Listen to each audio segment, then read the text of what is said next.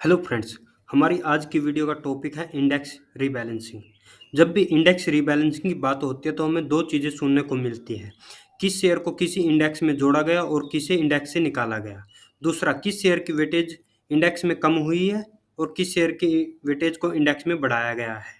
Index rebalancing आखिर होता क्या है और एनएससी इंडेक्स रीबैलेंसिंग करती क्यों है, तो चलिए जानते हैं इस वीडियो में। इंडेक्स रीबैलेंसिंग के लिए एनएससी किसी शेयर का पिछले 6 महीने का डेटा उठाती है। अगर शेयर ने पिछले 6 महीने में खराब प्रदर्शन किया है तो उसकी मार्केट कैप घट जाती है, क्योंकि प्राइस का सीधा संबंध मार्केट कैप से होता है। तो एनएससी इस शेयर को इंडेक्स से बाहर कर देगी और जिस शेयर ने पिछले 6 महीने में बढ़िया प्रदर्शन किया होगा उसे इंडेक्स में ले आएगी। तो चलिए अब इसे समझते हैं कि आखिर एनएससी ऐसा करती कैसे है। मान लीजिए निफ्टी 50 का नीचे का कोई शेयर है जो पिछले 6 महीने से लगातार गिर रहा है, जिससे उसका मार्केट कैप काफ़ी घट गया है। वहीं निफ्टी नेक्स्ट 50 का टॉप का कोई शेयर है जो पिछले 6 महीने से बढ़ रहा है और उसका मार्केट कैप निफ्टी 50 के नीचे वाले शेयर से ज़्यादा हो गया है। जब एनएससी अपना इंडेक्स रीबैलेंस करेगी तो निफ्टी 50 के उस शेयर को निकालकर निफ्टी नेक्स्ट 50 के शेयर को इंडेक्स में शामिल कर लेगी। अब मुद्दा आता है शेयर की वेटेज के कम या ज़्यादा होने का। एनएससी ऊपर या नीचे वाले शेयरों को तो बदल देती है, लेकिन इंडेक्स के जो बीच वाले शेयर हैं वो ना तो इतने बढ़ते हैं कि उन्हें बड़े इंडेक्स में शामिल कर लिया जाए, ना इतने घटते हैं कि उन्हें निकालकर छोटे इंडेक्स में डाल दिया जाए। तो ऐसे में एनएससी इंडेक्स में शेयर की वेटेज को कम या ज़्यादा कर देती है।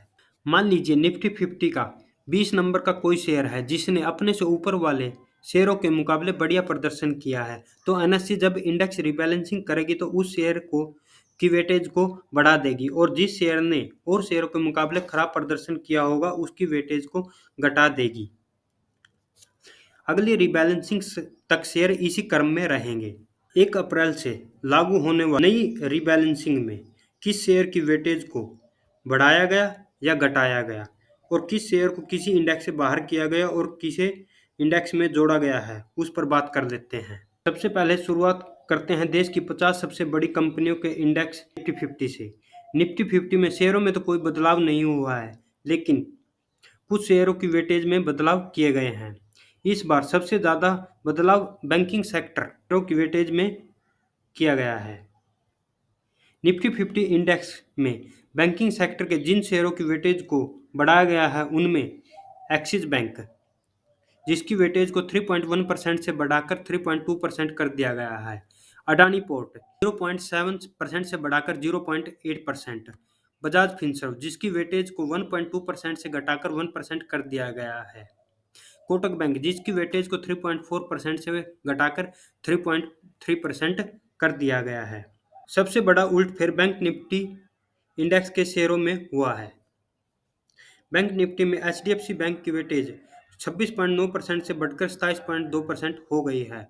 वहीं आईसीआईसी बैंक की वेटेज 23.5% से बढ़कर 24.2% हो गई है। अगर इन दोनों बैंक्स की वेटेज को मिला दे तो यह 51.4% हो जाती है, जो बैंक निफ्टी इंडेक्स को किसी भी दिशा में झुकाने के लिए पर्याप्त है। बैंक निफ्टी इंडेक्स को ऊपर ले जाने या नीचे गिराने में सबसे बड़ा योगदान इन दोनों बैंकों का ही रहने वाला है। कुछ और शेयर जिनकी वेटेज में इजाफा हुआ है। कोटक बैंक 10% से 10.2%, इंडसइंड बैंक 5.6% से 6.2%, फेडरल बैंक 1.9% से 2.2%, बैंक ऑफ बड़ौदा 2.4% से बढ़कर 2.6% हो गया है। वहीं बैंक बैंक निफ्टी इंडेक्स में एक्सिस बैंक और स्टेट बैंक दो ऐसे बैंक हैं जिनकी वेटेज कम हुई है। एक्सिस बैंक की वेटेज 12.2% से घटकर 10.2% और स्टेट बैंक की वेटेज 11.1% से घटकर 10.2% हो गई है। अगर शेयरों में बदलाव की बात करें तो सबसे बड़ा बदलाव निफ्टी नेक्स्ट 50 इंडेक्स के शेयरों में हुआ है। निफ्टी नेक्स्ट 50 इंडेक्स से एक साथ 5 शेयरों को बाहर किया गया है। बाहर किए गए शेयरों में बंधन bank, Biocon, gland pharma, emphasis और पेटीएम शामिल है। और जिन शेयरों को इन शेयरों की जगह पर शामिल किया गया उनमें ABB, Adani Wilmer, Canara bank, page industries, VBL शामिल हैं। निफ्टी 500 में कुल 20 चेंज हुए हैं।